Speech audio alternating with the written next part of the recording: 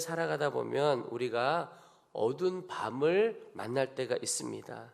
이 어두운 밤의 특징이 뭐냐면 바로 절망으로 가득한다, 이런 뜻입니다. 소망이 없고 빛이 없다, 그게 바로 어두운 밤이지요.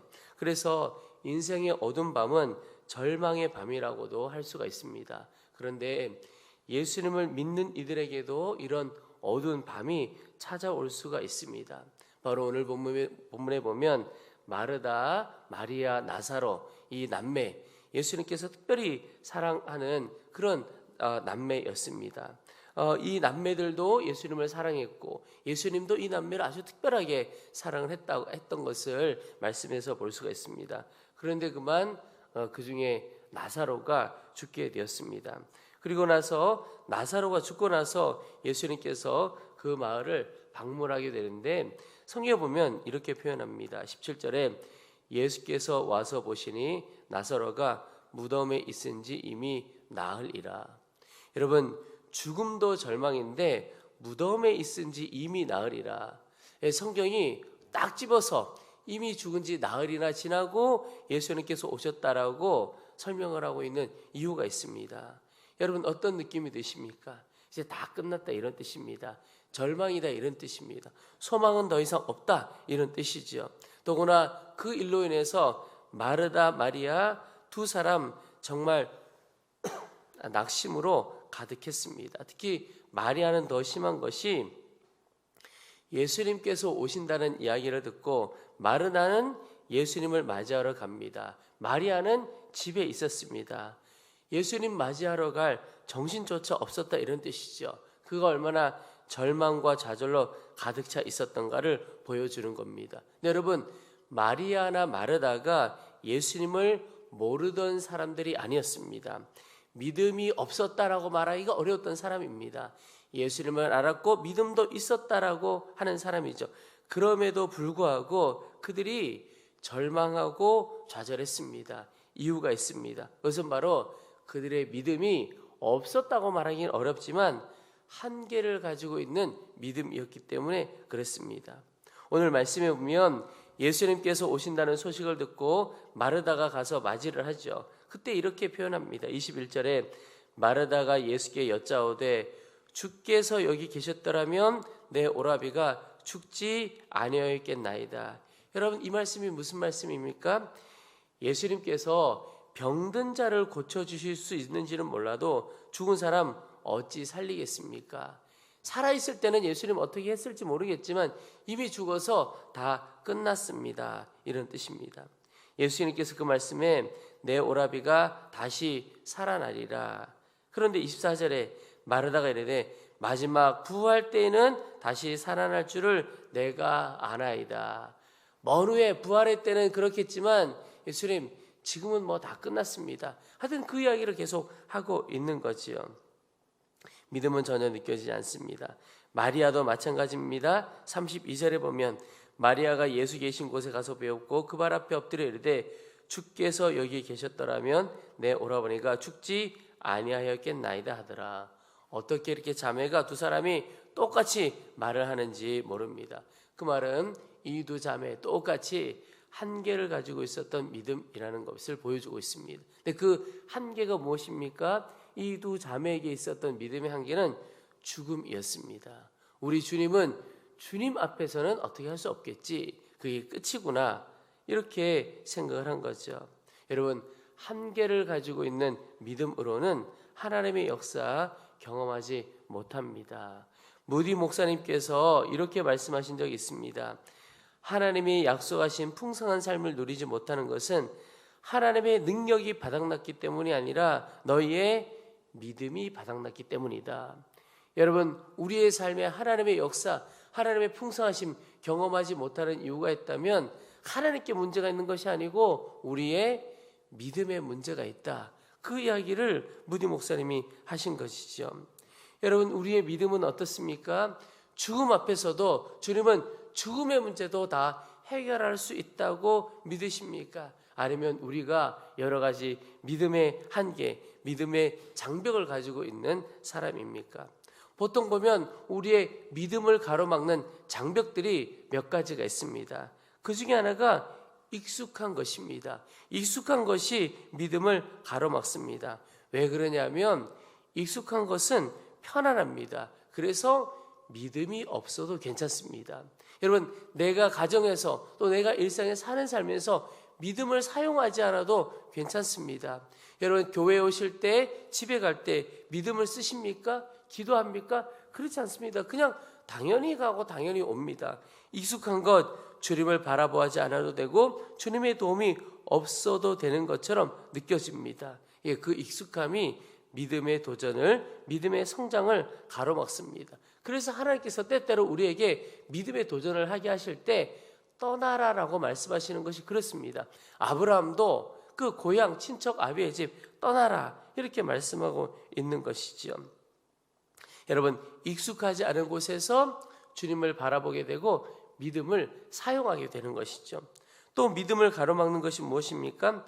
경험이 믿음을 가로막습니다. 여러분, 처음 가보는 길은 낯설고 두렵습니다. 그런데 몇 번 가본 길은 두렵지가 않습니다. 경험이 두려움은 없애주었을지 모르지만 믿음을 가로막을 수가 있습니다. 그래서 대부분의 사람들이 경험 너머를 바라보지 못합니다. 그래서 보통 어떤 이야기를 합니까? 내가 해봤는데 안 돼. 이렇게 이야기할 때가 많습니다. 이게 자기의 경험 안에서 생각하게 되고 경험 너머로 나아가지 못하는 것이죠. 여러분, 그래서 가까이 해야 할 사람이 있고 멀리 해야 할 사람이 있는데 멀리 해야 할 사람 중에 어떤 사람이 있습니까? 그거 내가 해봤는데 안 돼. 이런 사람은 멀리 해야 됩니다. 하나님이 하시면 할 수 있지. 해보자. 이런 사람 가까이 해야 됩니다.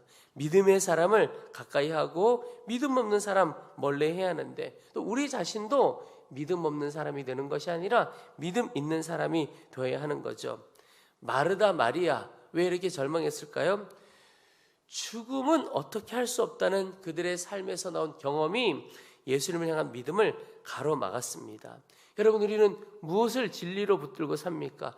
예수님을 진리로 붙들고 삽니까? 그게 믿음의 삶입니다. 그런데 내 경험을 진리로 삼고 사는 사람이 많습니다. 그런데 여러분, 경험해 보지 못한 세상이 얼마나 많습니까? 경험해 보지 못한 우주가 없는 것이 아닙니다. 경험해 보지 못했다고 기적이 없는 것 아닙니다. 하나님이 살아계셔서 지금도 역사하고 계신데 내 경험이 하나님을 알아보지 못했던 그 경험이 하나님을 향한 믿음의 삶을 가로막을 때가 있습니다. 하루살이가 내일을 경험해 보지 못했다고 내일이 없습니까? 있습니다. 바다의 물고기가 산을 보지 못했다고 산이 없는 것입니까? 다 있는 겁니다. 내 경험이 전부가 아니고 진리가 아니라는 것을 알아야겠습니다. 또 상식이 우리의 믿음을 가로막을 때가 있습니다. 여러분, 가끔 우리가 매스컴이나 여러 가지 것에서 이 몰상식한 기독교인들, 저는 그런 분들이 진짜 기독교인일까 하는 마음을 갖긴 하지만 그런 분들 때문에 비난을 받을 때가 있습니다. 그러나 기독교인들은 상식을 뛰어넘는 믿음을 가진 사람들입니다. 그러니까 상식이 반하는 삶을 사는 것이 아니고 상식을 뛰어넘어 사는 사람들입니다. 왜냐하면 하나님은 상식이나 세상 가치관이나 과학적 지식을 뛰어넘는 분이시기 때문에 그렇습니다. 경험에서 더 연장된 이야기라고 말을 할 수가 있겠습니다. 하나님은 너무나 크신 분인데 나의 상식, 세상 지식 때문에 주께서 역사하실 수 없는 그런 믿음의 장벽 한계가 우리 가운데 있을 수 있습니다. 여러분, 마르다 마리아 결국 죽음이라는 자신들의 경험, 상식, 지식 때문에 주님께서 했던 말이 그겁니다. 주께서 여기 계셨더라면 내 오라비는 죽지 아니하였겠나이다. 예수님께서도 죽음 앞에서는 어떻게 할 수 없겠지라고 생각한 겁니다. 여러분, 너무나 감사하고 놀라운 사실은 그렇게 한계가 있는 믿음을 가지고 있었던 사람들, 그리고 이 인생의 어두운 밤을 지내고 절망 가운데 있었던 이 마르다와 마리아에게 예수님께서 찾아오셨다는 겁니다. 그들을 어두운 밤에, 절망의 밤에 그대로 두지 않고 찾아오신 겁니다. 똑같이 우리에게도 여러분, 우리가 인생을 살아가면서 어두운 밤을 지내고 있습니까? 절망의 밤을 지내고 있습니까? 소망을 가지면 됩니다. 빛 되신 주님이, 생명 되시고 소망 되신 주님이 우리에게 찾아오시는 겁니다. 여러분, 이것이 얼마나 놀라운 일인가. 성경에 보면 절망 가운데 있는 이들에게, 소망 없는 이들에게 예수님께서 찾아오신 이야기가 너무나 많이 있습니다. 그 말은 살아계신 주님은 우리를 버려두지 않고 찾아오셔서 우리의 믿음을 더 크게 하시고 한계를 깨뜨려 주시는 분이라고 하는 사실입니다. 여러분, 오늘 우리에게 있는 믿음의 한계, 그것을 온전히 주 예수님과 함께 깨뜨릴 수 있게 되기를 축복합니다. 내일 말씀이지만 예수님께서 그 나사렛 무덤 앞에 가서 그렇게 표현하십니다. 돌을 옮겨 놓으라, 이렇게 표현하십니다. 이 이스라엘 유대 지방의 무덤은 우리처럼 땅을 파서 매장을 하는 것이 아니라 동굴을 만들고 그리고 그 앞에 큰 돌문을 닫아놓는 그런 구조입니다. 그런데 그곳에서 예수님께서 돌을 옮겨 놓으라고 말씀하고 계십니다.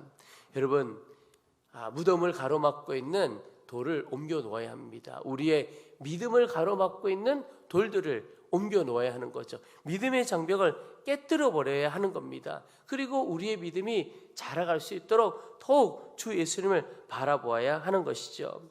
여러분, 우리의 인생이 왜 때로는 힘들고 어렵게 느껴집니까? 문제가 커서 그런 것이 아닙니다. 문제가 커서 힘든 것이 아니고 우리의 믿음이 작아서 힘든 것입니다. 믿음이 한계를 가지고 있기 때문에 그렇습니다. 하나님을 경험하는 것, 믿음의 크기에 달려 있습니다. 믿음의 크기만큼 하나님을 경험합니다. 내가 하나님을 믿는 만큼 하나님께서 내 삶에 역사하신다는 겁니다. 그래서 여러분, 주 예수님께는 죽음도 사망 권세도 아무런 문제가 없다. 그건 문제도 되어지지 않는다라고 믿는 사람, 그러니까 부활의 영광을 진짜 믿는 사람은 그 삶에서 부활의 능력을 실제로 경험하게 되는 것입니다. 여러분, 죽음을 넘어서는 믿음이 어떤 믿음입니까? 진짜 믿음은, 큰 믿음은 하나님이 예하시면 나도 예하는 것, 그게 믿음입니다. 내 지식으로 보기에는, 내 경험으로 보기에는 그건 안 돼, 노라고 생각되어도 주께서 그렇다라고 말씀하시면 네, 그렇습니다. 주님, 제 지식과 제 경험, 제 상식으로는 노지만 그러나 주께서 그렇다고 말씀하시니 저는 예입니다. 이게 진짜 믿음인 것입니다. 여러분, 주님께서 사망 권세도 다 이기신 것이죠. 주께는 그 어떤 것도 가로막힘이 없습니다. 그것을 보고 우리도 똑같이 주님에게는 어떤 것도 문제가 되지 않습니다 라고 우리가 반응하며 나가는 것, 진짜 그게 큰 믿음이죠.